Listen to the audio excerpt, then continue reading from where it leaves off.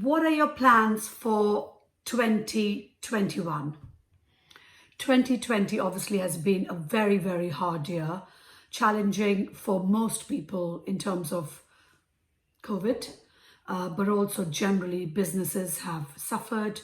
There's been a lot of challenges. So just a quick review of where 2020 has been from our business perspective.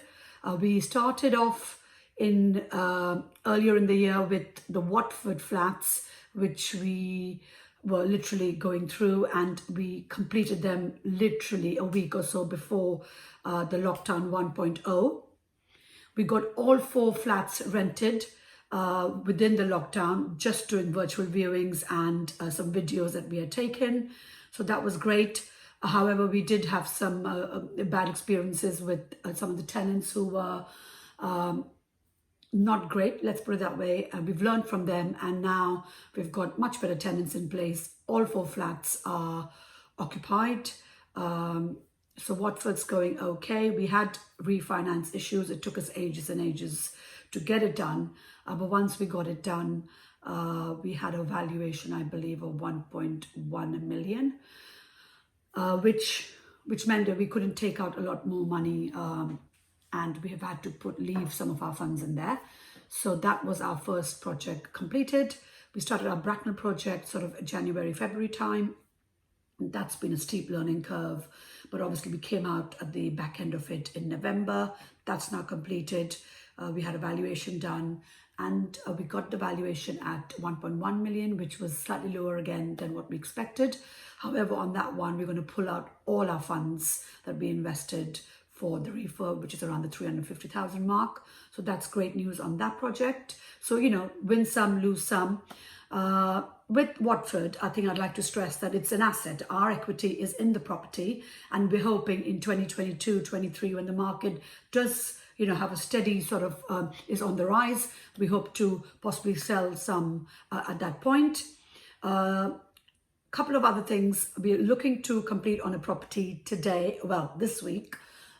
Slightly delayed, so it might be just on Christmas Eve or a day before. So that's an interesting site and one to watch. So follow the space on that. So really, in a nutshell, it's been challenging, but there has been some wins as well. Looking forward to 2021, I think where I really want to focus my energies, the 3 main areas are definitely permitted development and commercial Class E to residential, or Class E to mixed use. Definitely that's on top of our list.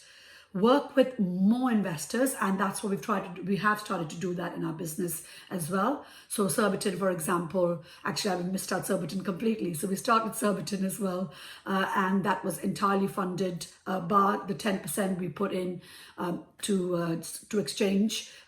It was pretty much funded by a private investor. So Surbiton is coming along quite nicely, and I'm posting regular updates on that. We hope to complete the build around March time and refinance and return the investors' funds before the end of the 12-month period, which is around the June 2021 time. So as you can see, it's been a pretty crazy, hectic period, but looking forward very quickly to 2021. Firstly, our target is Class E. Focus purely on that, and second is work a lot more with investors, and third, we're only going to be working either direct to vendor.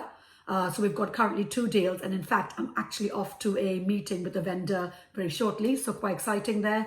We've got 2 deals under consideration with vendors again in initial stages, but that's our top third strategy. So what are your key strategies and focus in 2021? Have you got a plan?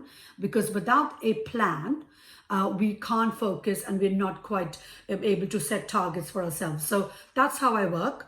I set weekly plans, daily plans, the top 3 things I need to achieve during that week, during that day. And that's how I feel I get stuff done. How do you get stuff done? And what are your plans for 2021?